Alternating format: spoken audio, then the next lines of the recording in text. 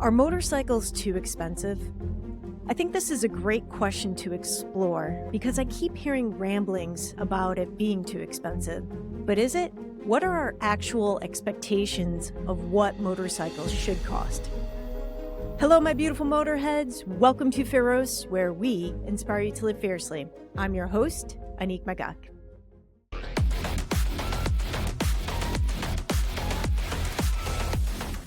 I have been wanting to cover this topic of whether or not motorcycles are expensive for a while now.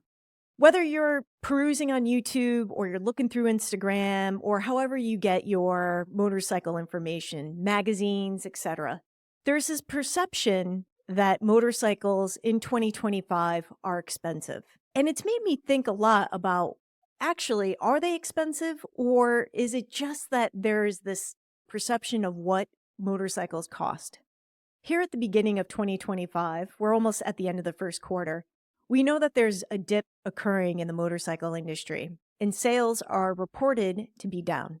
Now, we were fortunate to go through COVID where, not that we were fortunate about that, but that there was an increase in sales and more people were able to have more leisure time to go out and ride. The only problem with that is manufacturing couldn't keep up with the demand, and there was this lull in parts available, motorcycles available. The used market got a boost. But things have changed again. And just a few years later, in 2025, we're now hitting a little bit of a dip. I find the idea that motorcycles are expensive to be very interesting. If you are only listening to this podcast in the audio platforms, I do encourage you to check out the YouTube video of this because I'm going to be doing some screen shares. I want to actually show visibly what the pricing currently is with different manufacturers and why we might think that motorcycles are expensive in 2025. The verdict is still out on this, but I want to explore some of my thoughts on this and share that I have never really perceived motorcycling to be expensive. This is my personal take on it. And I haven't perceived it to be expensive because I have primarily bought used motorcycles. And like cars, there's like once you drive it off the lot, it almost decreases by half. So I've never especially paid that much for motorcycles. I know that's a little bit unique, and it probably has to do with my very conservative financial choices. I know that most people, and I would say, let's just say 50% of my closest friends, buy new motorcycles. It's important to them to have the latest and greatest, and that's just what they want, basically where it comes down to it. And I say this all the time. Motorcycles are an emotional purchase. If you have the money and you want to spend it, even if you don't have the money, you can take out a loan and spend it. Personally, I would like to purchase a new-to-me motorcycle this year. I'm not sure if that is going to be something brand new or it's going to be used. And the reason why I would like another motorcycle is that I dwindled my collection down, and the only road motorcycle, still have my vintage bike, which I did a podcast on, and how I got that. My daily rider is a 2013 Yamaha XT250. Nothing fancy. I say that all the time. Absolutely nothing fancy. Now, it's not that big of a motorcycle, so in general, it's what would be considered more of a cheap motorcycle. I think we should just dive in and start looking at what pricing right now is in 2025. But before I start that, please like and subscribe if you like this video and you like the content from this channel. Besides supporting the channel with a like and subscribe, which is the free and best way that you can support the channel, you can also buy me a coffee, which I have as Buy Me an Oil Change, and you can find that link in the show notes. The third way that you can support the channel is by buying merchandise, and we have hoodies, t-shirts, beanies, hats, you name it. We have a few different fun options to buy some apparel to support the channel. All right, let's get right into it. So again, if you are listening to this, I am going to try to be as descriptive as possible, but I highly encourage everybody to watch the YouTube version of this podcast because I'm going to do a screen share so that we can get into exactly what the pricing is currently.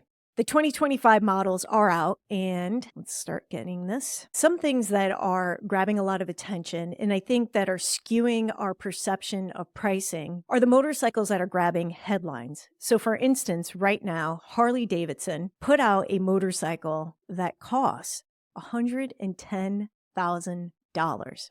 It's the CVO Road Glide RR. And as you can see from the website, Harley doesn't even put the price on here, although it's all over social media that the price of this motorcycle is $110,000. Harley-Davidson is really prominent in the US market. Now, $110,000 motorcycle, I have to say that is, it is extraordinary. One of the reasons I think that Harley's doing this, personally, is for marketing. They have had a lot of success with this whole bagger series that they've been doing in Road America racing. I just think that, like, of course, why would they not capitalize on that? But how many people could spend $110,000? And a motorcycle of this nature that they're crafting is, I wouldn't say, it's a race bike, right? Or they're saying that it's going to be based on its perception. I mean, this is they're doing a great job with the marketing. The one thing that Harley always does really well is their marketing. They really have a great team working for them. This is beautiful, but I'm not even going to go really into the specifics of what this motorcycle does and why it's so fancy. But I do want to just go back and show that this is obviously their top of the line. Again, $110,000. I was going to say you used to be able to buy a house, but in today's market, you can no longer buy a house at this price. But it brings up that I think that, we're getting skewed perception of what motorcycles cost when you're getting onto social media, they're really pushing this, right? They're also pushing the whole bagger race series, which has been great for Harley. But if you go backwards, and I'm going to go down a little bit as I scroll, is that their next road glide is at about $46,000, which is about, let's just say, 40% of what their top of the line motorcycle is, right? So each manufacturer is going to have the creme de la creme, and then they're going to have their budget motorcycle that probably most of the world buys. And there's a huge discrepancy in that. But it's like fashion. If you go to Louis Vuitton and you go to buy their $4,000 purse, what they're really selling the majority of the time, actually, it's probably way more than that these days. Let's just say their top of the line purse is $10,000. Most people are buying their wallet because they just want a little bit of that Louis Vuitton, je ne sais quoi. They're making their bread and butter off of the wallets. And really, what Louis Vuitton is making their money off of is perfume. But I digress. So let's just say with motorcycles, Harley-Davidson has all these other touring bikes that really start to jump down. They go from 46,000 down to 31,000. And then from there, they continue to go down. I'm looking just at their Grand American Touring. So they're starting off at about 25,700. I want to take a look at their Cruiser series because that pricing drops down even further. And starting for their Cruisers, which is the Street Bob, is at $17,000, which really, when you start to do a comparison, you're like, oh, well, $45,000 but I can start in a Harley at $17,000. That becomes a lot more attractive. What does Harley actually sell as their top seller? We could do a search on this. If we scroll down, we go into their Adventure Touring, which, it starts at $20,000. I don't think that really Harley is selling many of these. And then, of course, we go into what they consider their sport, which, Harley, come on. They're sporty, but I wouldn't say that they're a sport motorcycle, except for that $110,000 bagger that they are racing and want to race, and et cetera, et cetera. So if we look, their sport category, the Nightster is what I'm seeing as their cheapest motorcycle, which is about 10 grand. Have to say I'm actually a little bit shocked because this is all perception, right? In my mind, and from what I have just been watching and gathering on the internet, is I thought that Harleys in general started at about $15,000. So I want to prove out with this episode is that what we perceive the motorcycle values to be can be very different than what they actually are costing. As we have here, their Nightster starts at $10,000. Is the bike any good? I don't know. I've never test ridden it, and I'm not even going to spend time looking up reviews. But the point is that they do have an entry level motorcycle that starts at $10,000. All right, so I want to move on from Harley-Davidson. I want to go to a Japanese manufacturer, and I want to go to Kawasaki because I thought that this was interesting. Kawasaki came out with this Supermoto motorcycle. And it's basically a 300cc motorcycle, which I have to say is their KLX 300 SM. They got a lot of flack because the perceived notion was that this motorcycle was too expensive for the market. And people were rightly so criticizing that because in comparison to other manufacturers for the same supermoto platform, they were about $1,000 higher, at least, than everybody else. They came out with this, and then, in looking at their website, if you look here, a $750 price reduction. Kawasaki listened to what the market was saying, and they were saying that it was priced too high, so they changed the pricing. And I think that that was a really smart move. There is pressure right now on the manufacturers to sell units, and sales are down. Kawasaki made an adjustment, and they dropped the price of this motorcycle. It's a 300cc bike, and let's just see what the price now is. Okay, here we go. So they had released it at $6,600. The $750 decrease, it is now selling at $5,849. I could do a side-by-side comparison with another manufacturer, but I'm not even going to get into that. What I just want to show and kind of go through so that this video is not 3 hours long, which I could very easily do, is the manufacturer heard the complaints. They saw that they were getting negative reviews on the internet, and they dropped their price. Excellent. I applaud you, Kawasaki, for listening to the customers. Very important. If manufacturers want to make sales, and they want to change the perception that all these bikes are super expensive, great move. Now, $5,800. We know that the entry level Harley-Davidson is at 10 grand. So is this considered still expensive? It's a 300cc motorcycle, very specialized. It's a supermoto. I'm going to tell you that this bike, I have no doubt, would be a blast to ride. But I love supermotos, and I'm a huge fan of smaller motorcycles for commuting, bopping around the city, and just having regular hooligan fun. All right, so we're looking at $5,800, but I want to look at the other models that Kawasaki is offering. I have pulled up one of the more expensive motorcycles that Kawasaki offers, and I just wanted to take a look, because when the H2 came out, people were really blown away by how expensive it actually was. So right now, if we just take a look at their Ninja series, the H2R, which is their basically, their race ready motorcycle, they're showing that it is at basically $59,000. That's a lot of money. It's a lot of money for a motorcycle. But again, this is their creme de la creme showpiece, right? So when people think, oh, Kawasaki has that H2R, which I heard is really expensive. Yes, it's totally expensive. But if we go down from there and we start to look at what you're getting from their Ninja series, which have always been their sport bikes. So let's look at their 10R. The ZX is like their sport touring, and that's at $17,599. And then from there, just a little bit more expensive is their ZX10R, which Kawasaki has made a version of this for a number of years.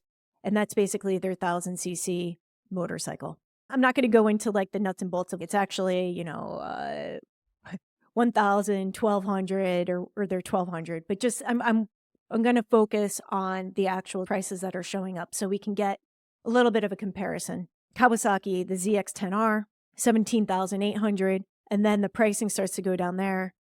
Go down from there. Let's just say this is kind of more their like average 1000cc motorcycle that would be one of the bigger sellers versus like the other H2, which only drops down to $32,000. But if you take a look at the H2, the regular H2 down to the ZX10R, which is going to be an amazing motorcycle and more than a riding experience that most people wouldn't even know what to do with. Motorcycle wise, but the pricing almost halves. And let's just say that this is what the normal people would buy versus the H2 series, which you've got deep pockets or you're racing specifically that you would want to purchase that motorcycle. From there, we'll go down to their 600 series because this is probably really where people are buying their 600 and their 400s. The 600 goes down to 11,400, and then down even to their 400 series is 8,900. So let's just call it an even 9,000. And then even from there, we got the 500. It goes down to 5,300. And I'm not even going to get into the E series where they're doing these hybrid electric motorcycles.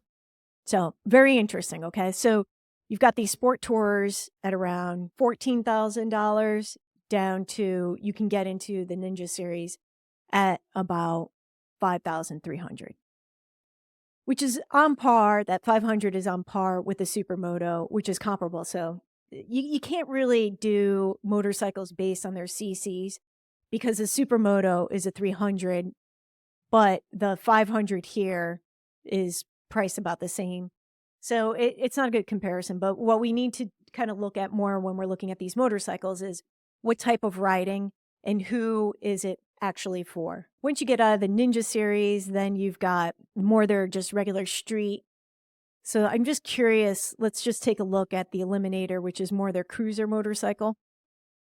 And I'm going to bring this up because Harley, again, entry-level motorcycle at 10 grand, and you can do this Eliminator here at 6,500. It's kind of a big difference, right? And we're not doing a side-by-side comparison. I don't know how much this Eliminator is good, equal, better, less than the Harley-Davidson that we were looking at. That's the quick overview of Kawasaki. And the reason why I want to bring them up, of course, is that they listen to the market and drop their price. Indian, another, quote, American brand, sort of, they seem to be doing very well with this Scout line. And if you look, just pulled up their homepage, they're pushing their Chieftain and they're pushing these big cruisers and then that entry-level Scout. So let's take a look. We're looking at the lineup. And again, if I just am just scrolling down, the Scout is one of the first motorcycles to show up.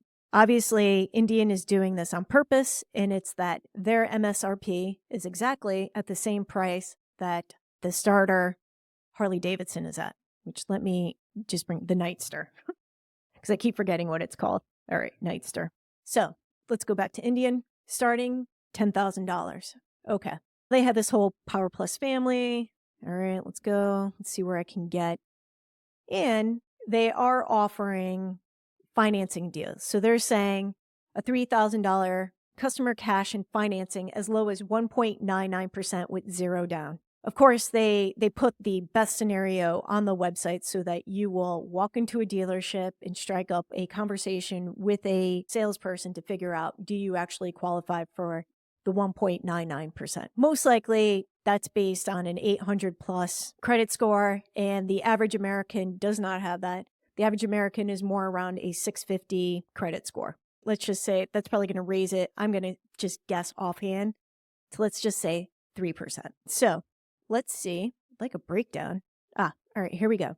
Their cruisers jump from that 10,000 Scout, which a lot of people seem to be interested. Again, this is perceived on the internet that the Scout is doing very well because I keep seeing it show up and people are doing some cool customization of the Scout. And that makes sense because if the next bike up is the Chief, which is at $15,000. A good point to bring up is that the Scout is, again, probably, I'm going to assume, Indian's one of their top selling motorcycles based on perception. I could do a Google search and just confirm that. The Chief next level up is $15,000. So you could buy the Scout at $10,000, customize it because us motorcyclists love to customize our motorcycles, show our very own design sensibilities and just our personality and traits by customizing. You could get into a Scout. If I spent $5,000 on aftermarket parts for that Scout, I could have something that's very unique and different versus maybe buying the Chief at $15,000 and just getting the Chief. But, I recognize that not everybody is savvy mechanically or even has an interest or wants to spend the time doing it. So you just want to go right out the door. They've got this $15,000 Chief with the bags, the front fairing, etc. Just take a quick look at their baggers. Their baggers, the pricing jumps up significantly again. So we went from 10 to 15, and now we're adding another almost $11,000 on top of that. So the Chieftain Power Plus is at $26,500, and the pricing, okay, let's say this Thunderstroke here. That is a very funny name for a motorcycle. The Indian Springfield, okay, not so funny, is at $23,000. So there's a jump there. We're going from $15,000 to $23,000. Touring is really probably going to go up more, which it does, because there's a lot more goodies on here. You got the back, the top case, the sides, the larger touring baggage capacity, the whole fairing, and the pricing goes up to $32,000 on the Roadmaster Power Plus, the Indian Pursuit, and then you have the Roadmaster. Now they're standard, the FTR, which is interesting that they are showing this because they actually are discontinuing this motorcycle, which is really unfortunate. I got to test ride the FTR and it was really awesome. My biggest complaint with it, and it's more sporty, right? Which just tends to be my personal like in motorcycles. I'm more of a sporty spice. I like things that just tend to be more sporty. The pricing on this is at $13,500. So I'm wondering if this is actually leftovers. The biggest problem with the FTR, which is that the seat height is ridiculously tall. It is so tall that even on just my very, very tippy tiptoes, I can only put one motorcycle down. I got to do that to, be able to reach the ground. It's silly, and I don't know why manufacturers are doing that. It hurts sales. It just does. They need to start listening that there's just no reason that motorcycle needs to be that tall, but whatever. Doesn't matter. The motorcycle obviously didn't do that well because it is being phased out. All right, let's look at Elite. Again, the price jumps up from $32,000 right up another $5,000 to $38,000. And then with the Roadmaster Elite to $42,000. That's a lot. You don't see, with these types of motorcycles, you don't see a lot of young people riding them. Of course, these motorcycles are the touring motorcycles, so they're geared towards an older population that's retired and has the time to do these longer cross-country trips. All of that makes sense. Also, it makes sense that boomers, as they say, hold the majority of the wealth in the United States. They actually are retiring with pensions, 401ks. They were able to buy houses when houses were cheap. There's a lot of reasons why boomers have a lot of money. It was said during COVID that boomers were loaning their children money, which was why this next wave of house sales were able to be made in cash. Because it wasn't that Gen X had the money, which they do to a certain degree, but not the type of money that boomers had. This is all really interesting because if you're looking at the entry level of motorcycling and what people can actually afford when they start riding is definitely not $42,000, unless, of course, it's an older rider getting into riding in their 40s plus, all right? Now, a huge complaint has been that motorcycling is too expensive. And if you look at these numbers, yes, a $42,000 motorcycle, or even in the Harleys, is too expensive. Now, a brand new rider is probably going to be much more interested in that Kawasaki 300 SM Supermoto that is priced at $5,800. Again, huge difference, $42,000 to $5,800. All right, let's move on from Indian. Let's go to Ducati. Ducati is known for being expensive. There's something else that I want to bring up about how and why motorcycles are priced the way that they're priced. A lot of that has to do with the manufacturing and the level of detail and the level of, let's just say, what would be the best way to say it? It's the level of excellence put into the manufacturing. Ducati is well known for beautiful motorcycles that are well made, but like most Italians, very finicky. You know what I mean? So they have their quirks, but design-wise, come on.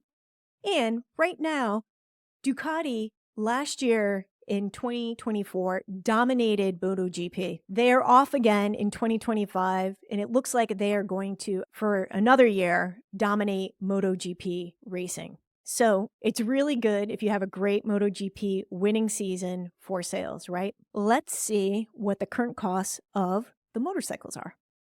And I also want to point out, okay, so this is their homepage here. If you look up here in the corner, Scrambler Ducati is basically what I would say their second brand, right? So Ducati knew that, again, they have the creme de la creme that is going to be what gets you into the showroom. But what are people actually buying?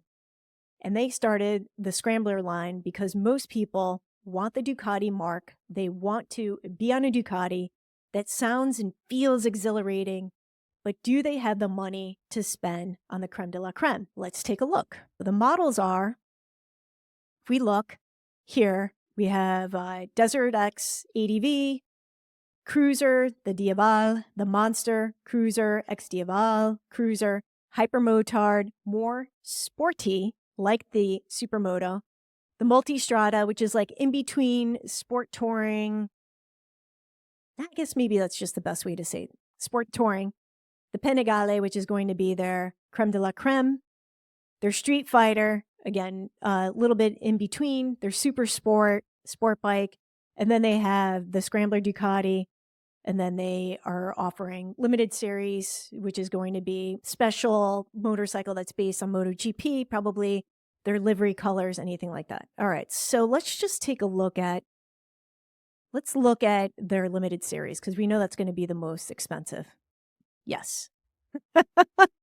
And Ducati is not messing around. Their Panigale V4, I'm going to butcher this, Tricolore Italia. All right, excuse me. I'm sorry, all Italians, for my horrible pronunciation of this, but they're in the most American way I can say it, they're tricolor.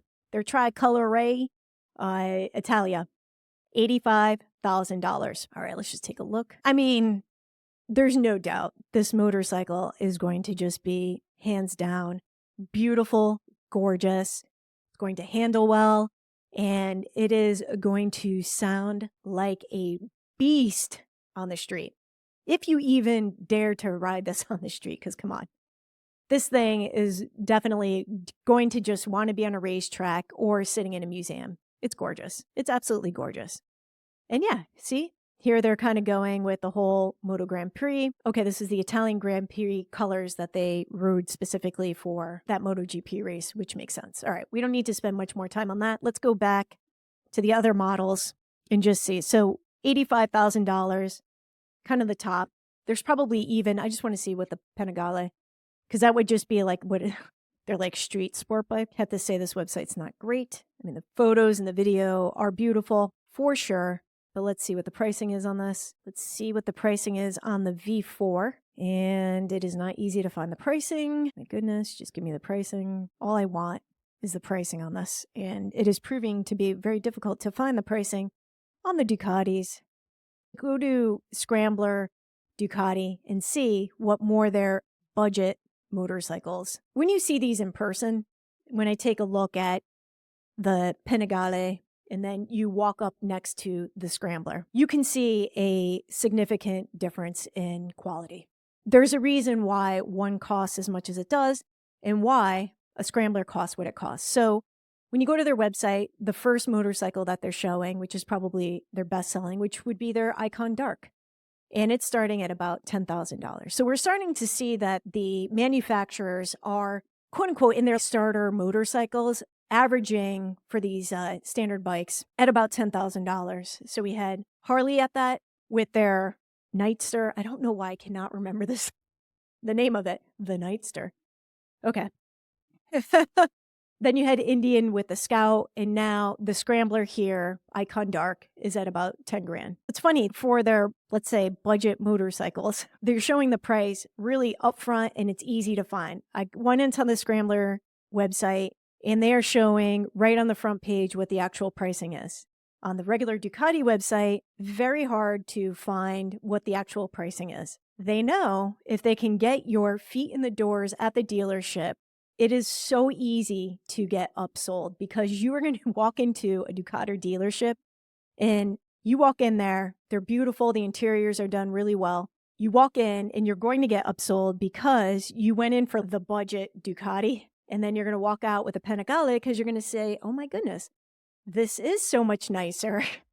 It is 20 grand nicer, right? There's a big difference. So the scramblers here, they start off at 10 grand. If I look at the next icon, not the dark, but the one that's got paint coloring on it, right? So we know that the budget way to produce a motorcycle is to have more of a matte black plastic, a lot more plastic parts on it versus if you just go directly up to their icon, it's at $11,000. And let's see, we go up even more. What they're calling the full throttle is at $12,400. Jump up from there, which is their Rhizoma edition.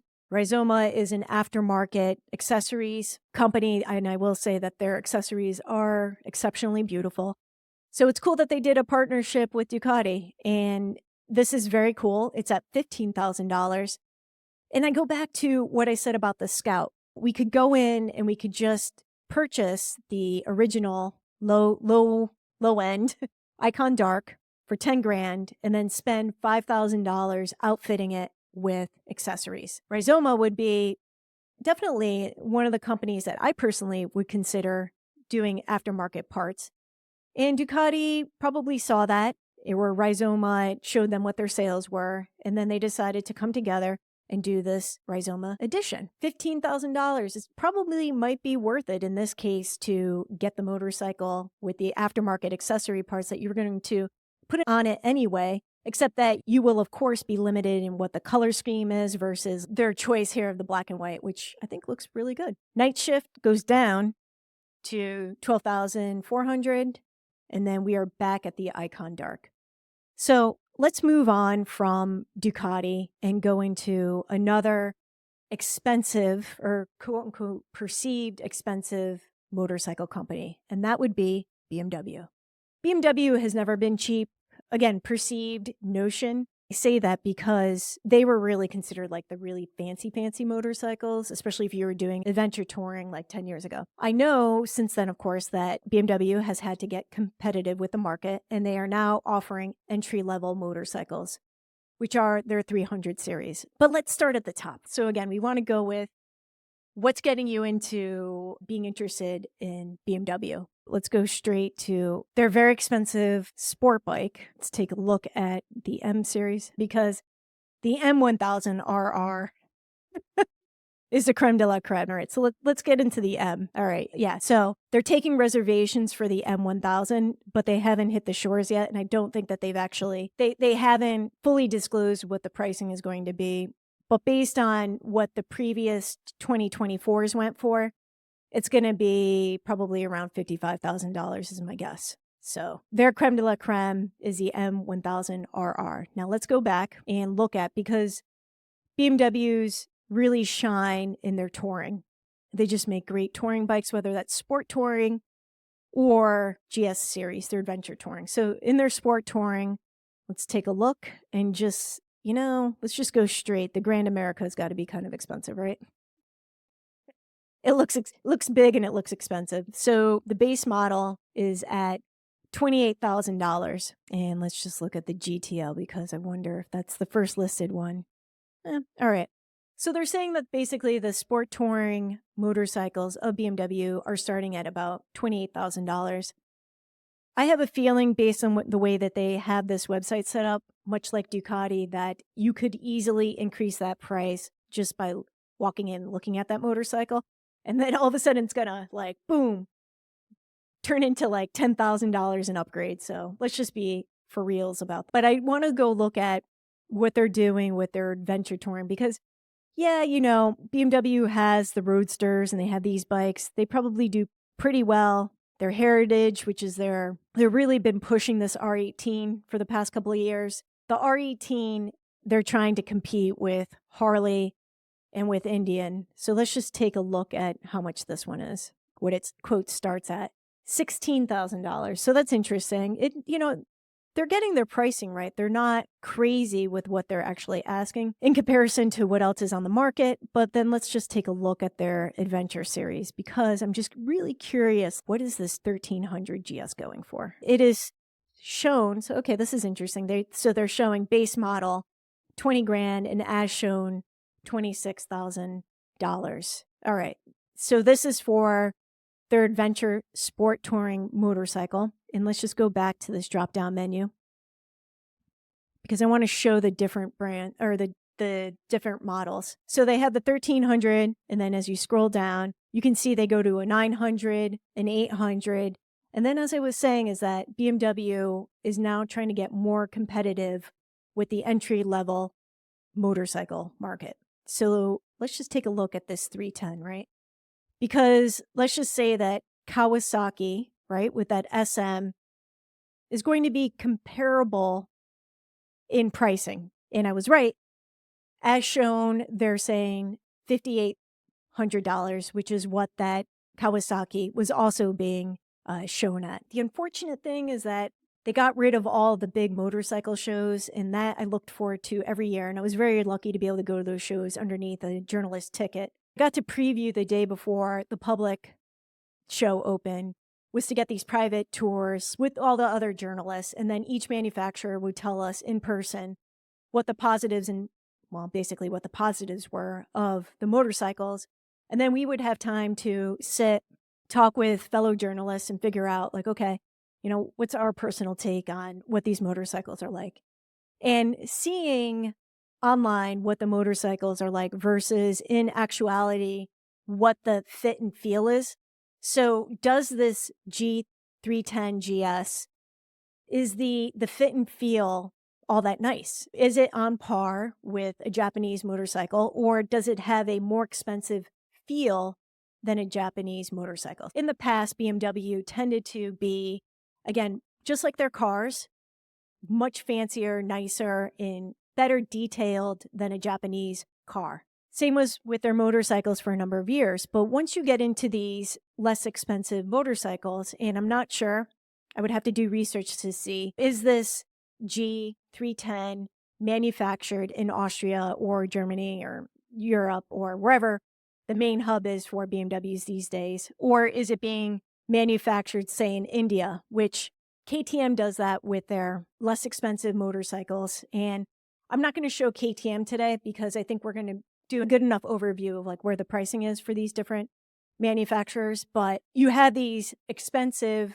$30,000 top of the line 1300 GS, and then you have a $6,000 GS.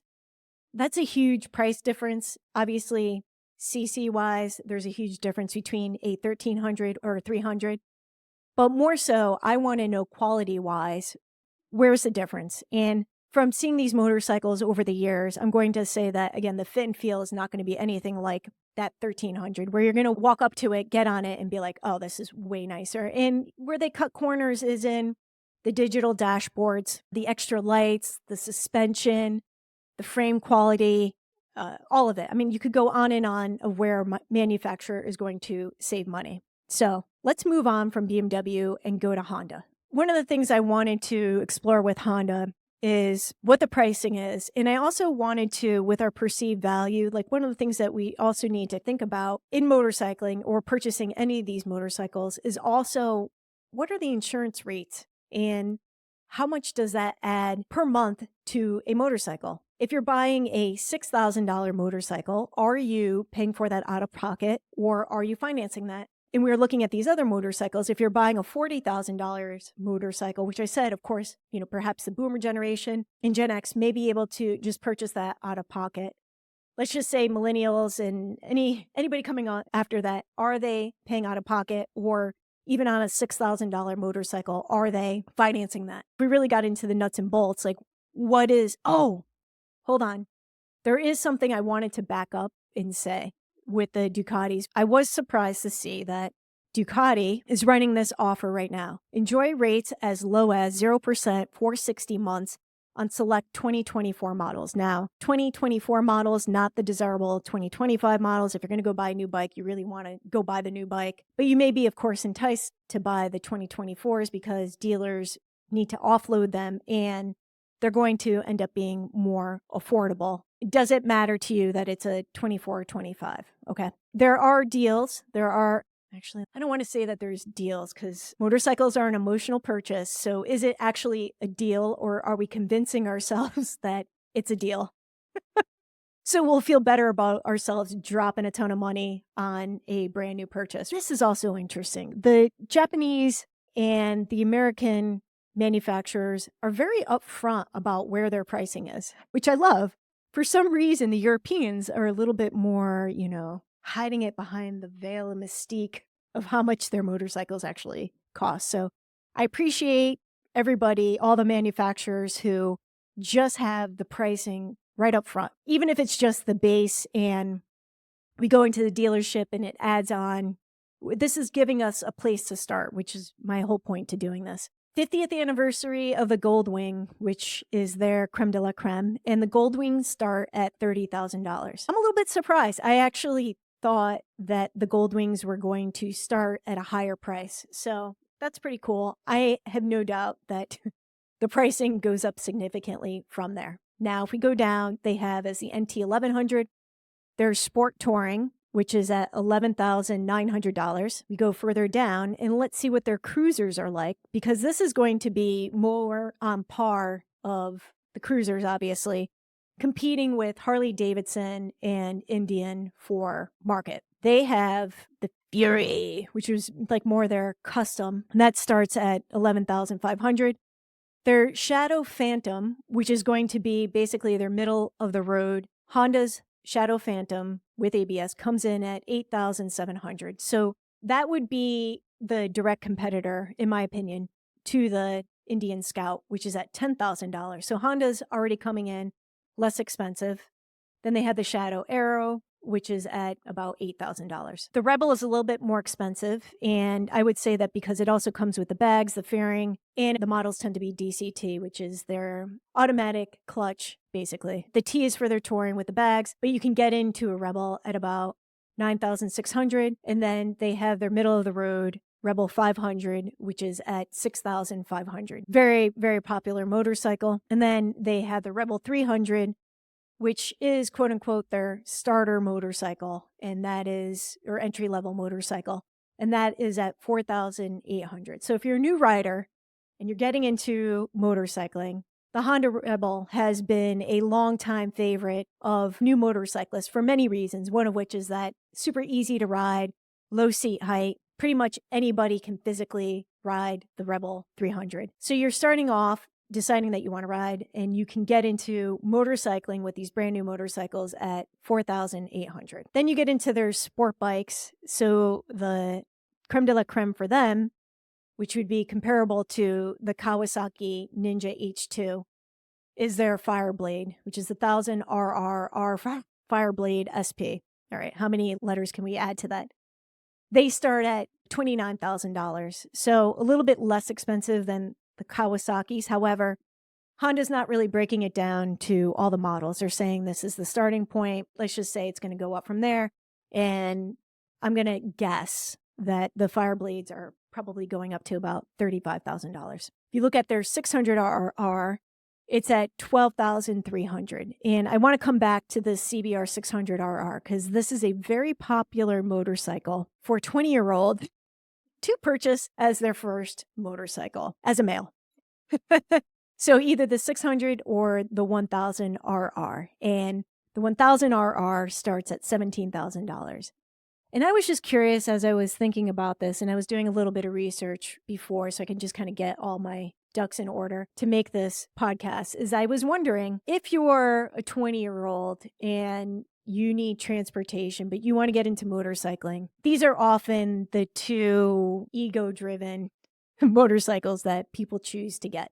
All right. And I was thinking like, okay, if we stay just in the Honda family, a popular car to buy is a Honda Civic at that age, right? So I was like, what is the price difference between buying a motorcycle like this or a car? Let's take a look. So a Honda Civic sedan these days starts at $24,250. So you're getting four wheels, four doors, and a different type of transportation. But I just was curious, like, what's the price difference? If we want to get people into motorcycling, it does need to be somewhat budget friendly, but still interesting. So Honda has, just say, an adult this age at 20, buying their first car is typically going to get this Honda sedan, which is at about $24,000. Also buying their first motorcycle, even if we pick the more expensive, well, let's just go with the 600. It's about half the price. That seems reasonable to me that it would, the motorcycle version of what somebody of that age range or interest would be about half. I would still personally feel, right, emotional purchase, that that's kind of still expensive. But it being emotional purchase, if I really wanted it, you're just going to make it happen. Whether you get the loan, you borrow the money, or as I have said in previous, you get your girlfriend to co-sign, which I have also previously said, let's not do that. Please, guys, let's not do that. So moving on. It brings up the question of, as I'm scrolling through, and you can kind of see the other pricing, they have the 650R, the 500, and then what would be the 300R as their like intro sport bike, which is like the Honda Rebel 300. This 300 is at $4,900. So they're comparable in price. We want to get into motorcycling if we're doing it more on a budget, more practical, smart way. Remember, I always say ride smart.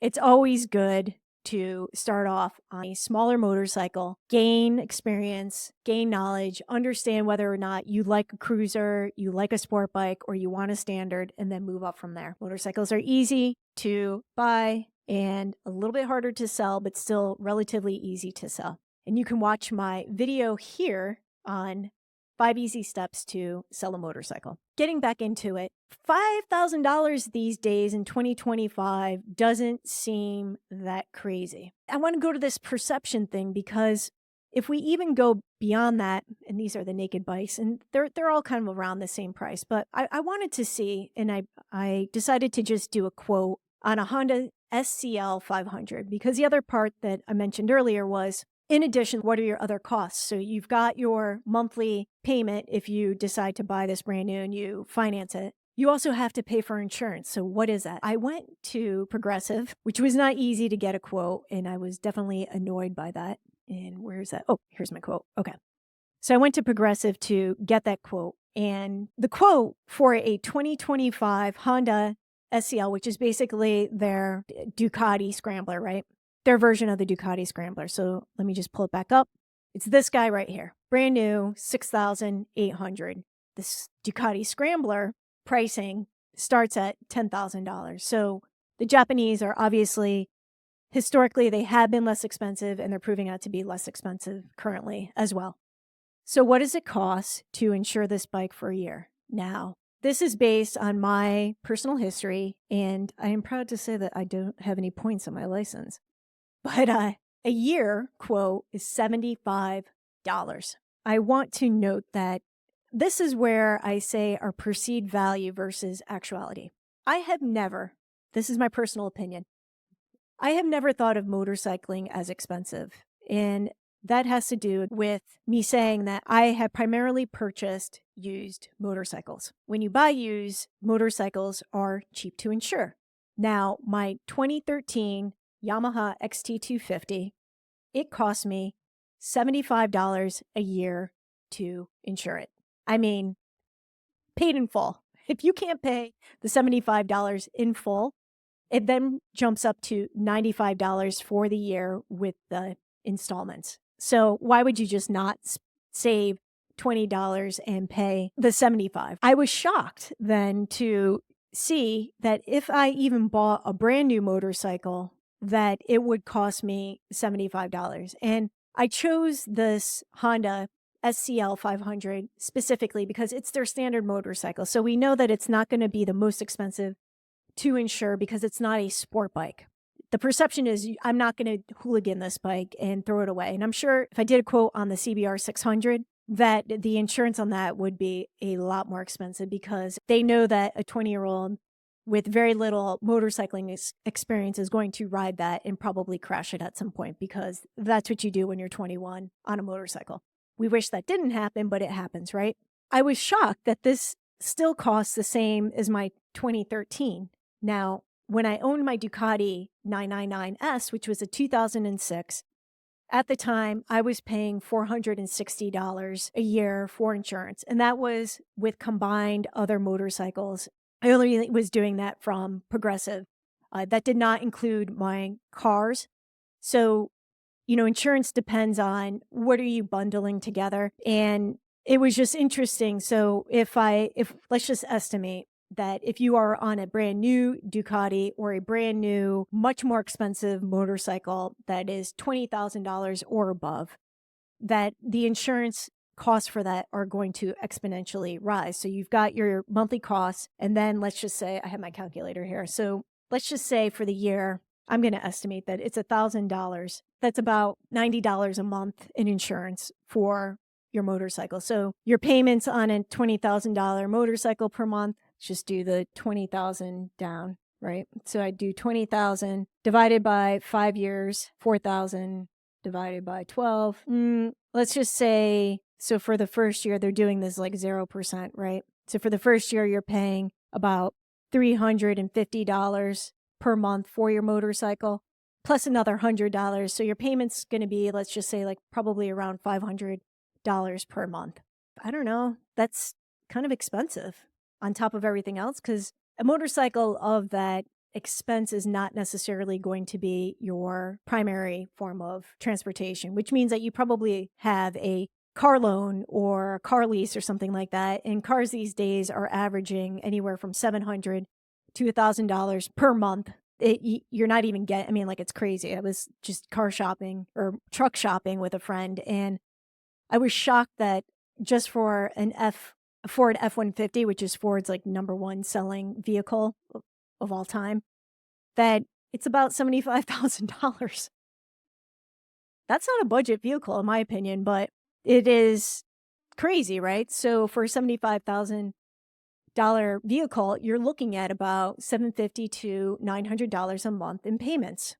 So you've got a car for $750 plus your motorcycle at about $500. And we're not even getting into the truck insurance, which is going to be a lot. You're looking easily at about $2,000 per month just in vehicle costs. So this doesn't take into account rent. It doesn't take into account food. It doesn't take into account or how are you entertaining yourself in life, a vacation, or even just going to an event. Like say you just wanted to go to, to watch Supercross in person. Those tickets are probably about $45 and you're not going alone. So I think this is where we start to get the perceived value that motorcycling is expensive, because it's not a need, it's a want. In most countries outside of the US, okay, the USA, we do not commute on motorcycles or scooters. Our culture is not set up to do that. But if you were in a third world country and you were riding scooters, or you were in Europe where you live in a city and it just is like easier to get around on a scooter, it changes the whole dynamic in your perception of what is expensive, because scooters are not that expensive. And I just want to take a look at a scooter.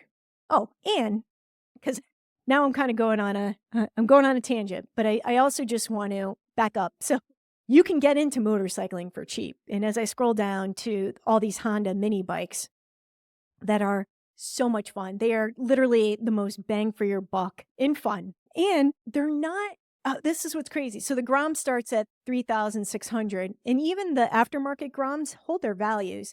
But the Dax, which is their newer model, is at $4,200, which is a 125. Any of these mini bikes, let's just say they average at about $4,000.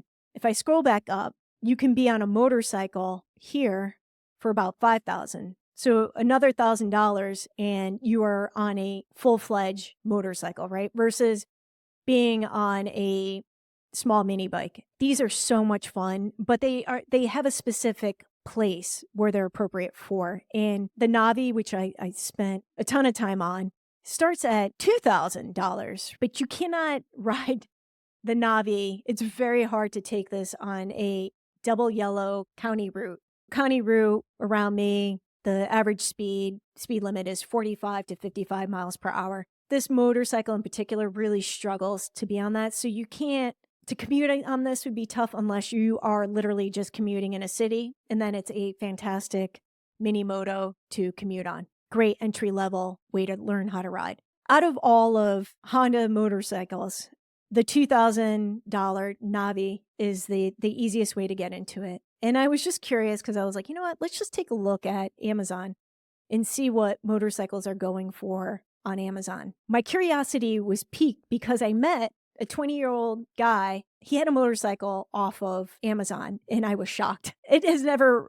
Before meeting this guy, it had never occurred to me to even want a motorcycle off of Amazon. And I think that's just because I know the pricing of motorcycles and understand that I could get a used bike for that amount that would be much more of a bike than what I might find on Amazon. But he piqued my interest, so let's take a look. And my search was sport bike motorcycles for adults. And interestingly, they start off at the top with an advertisement for an e-bike, which there have been a lot of conversations on Feroz here about e-bikes and their popularity and more people getting into e-bikes. And I have to say, I exercise on a rail trail in my local area. And every day now, there's someone whizzing by me on an e-bike, which brings up whether or not they're sightseeing or they're exercising, but that's neither here nor there. A lot of adults are embracing these e-bikes. I also see in a lot of urban areas just a ton of e-bikes everywhere. You are just seeing people whizzing all over the place with e-bikes. They are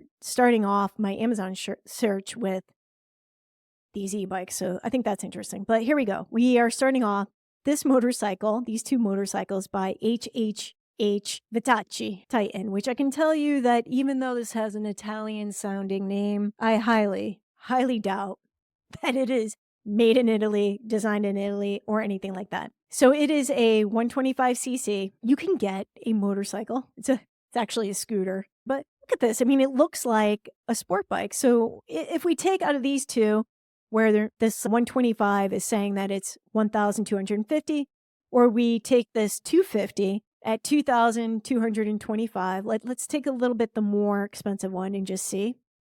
I don't know if it's going to tell us whether or not it is made in China, but look at this. It looks like a sport bike. What's really funny is that if you look at this, and let's see if I can just make it bigger. Look at that. This is reminiscent. In the past, Ducati had motorcycles with this kind of writing on them. So it's really funny that they are kind of trying to inspire this after a European motorcycle. And it's also offered in 3 different colors. You could choose red, black, or blue. I have to say, it is not that bad looking for a Chinese motorcycle. Now, how does it look in person? Well, I have to say, when I met this guy who was 20, had one of these, I sat on it, and I was really impressed that it definitely feels Chinese. But if you didn't know better, you wouldn't know that this was a very cheap motorcycle. So again, our perception of what things cost, what they should cost, and why they cost what they cost can be very skewed based on our personal experiences. This motorcycle, it would be really interesting to see what it looked like in person. What I did notice right away with the one that I sat on, and I don't remember what the company was that he had bought, and who knows if they're still in business. If you looked at it, you could see that there was rusting around the bolts. Cheap hardware was used. The fit and finish, right? I mentioned this earlier. The fit and finish on his particular motorcycle wasn't great. There was stuff that's chintzy.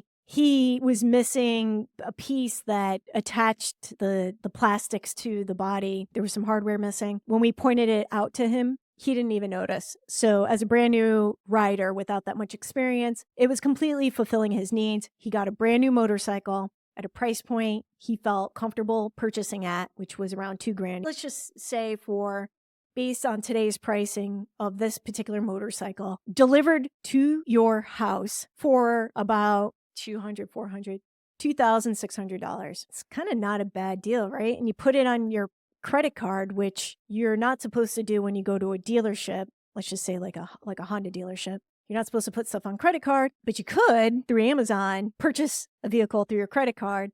And then don't even get me started that if you default on not paying that credit card, that all of a sudden you are paying a 25% interest rate on your $2,000 vehicle from Amazon, that then all of a sudden, probably down the line, this motorcycle might particularly cost you $6,000, but neither here nor there. Make it happen, right? So it just is really interesting how the pricing and these things that we need to consider. I'm going to, at this point, stop sharing and just talk to you about my thoughts on this. Perceived value, like what's expensive?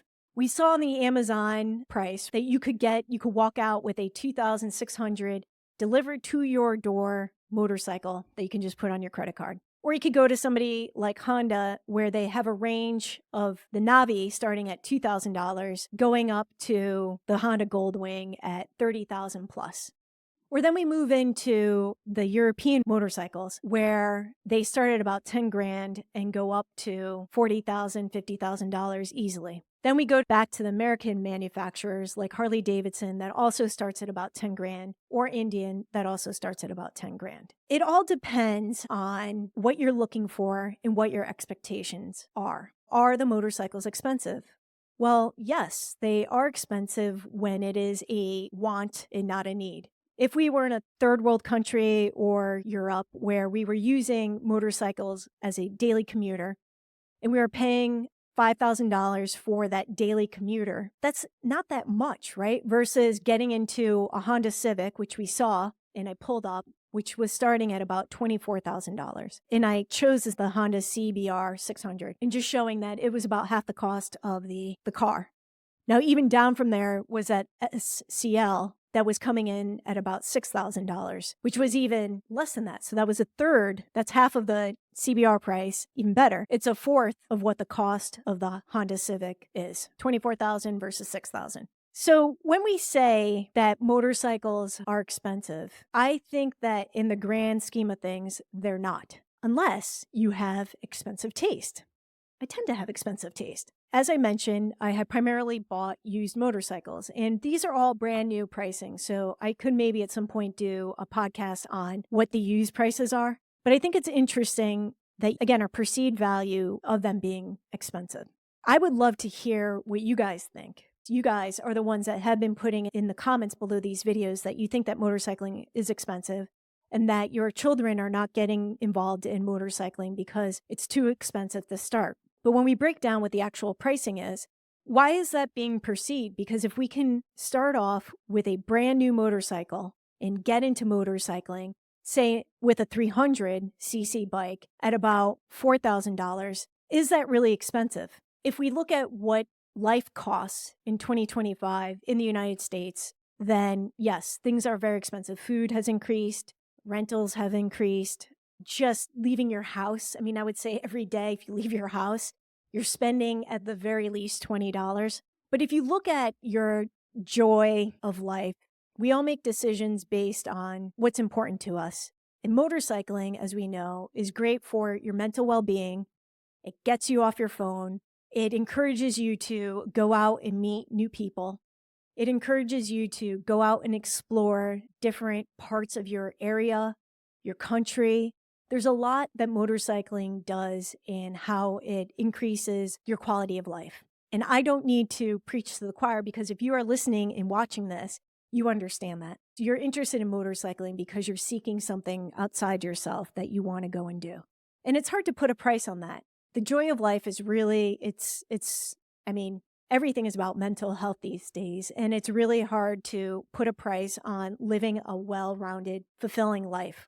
Motorcycling is part of that. And if we decide that we are doing this because we want a better life, you spend money in what interests you and what's important to you. And then you just pull back in other areas that aren't that important. Everybody loves to go out to eat, and it's easy to go to really nice restaurants and pay $50 per person. If it's not that important to you in the scheme of things, if you pulled back on not going to like the high-end restaurants and you put that $50 a week towards a motorcycle purchase, by the end of the month, you have $200 that you could have spent. You had that 2 hours where you enjoyed yourself at the restaurant. Or you could put that $200 towards something that you get to enjoy every day, whether you're commuting on your motorcycle or you're just riding around for joy on the weekends. If I broke that down into how many hours you're spending on your motorcycle, it becomes pennies, right? Pennies on the dollar. When we say that motorcycles are expensive, I question it. And I think that this is an ongoing conversation, and I would love to do follow up episodes on this because what's your experience? Like, what do you think? Like, why do you think motorcycles are expensive? And is it important to own the most expensive motorcycle? It is super fun to ride the big bikes, and it is super fun to be on something very fancy. It feels good. Like, you feel good about yourself and all that. What if also we made it more normal and more accessible to buy the mid-range motorcycles that are between the $5,000 to $15,000 range? And that's a $10,000 range. Like, that's a pretty significant money range. Please share in the comments below what your thoughts are. And do you agree or disagree with me that our idea of what is expensive is really just more in relation to our perception and our personal experience of owning a bike or riding? I know that this is going to lead into future episodes where we continue this conversation. And I think that based on what you guys give me as feedback, it'll be interesting to see, like, do we dive into a different area of this, like just commuter bikes, or do we dive into just the super high end and explore what value are you getting for what you're paying? With that, as always, my friends, you know the drill. Ride smart. Ciao.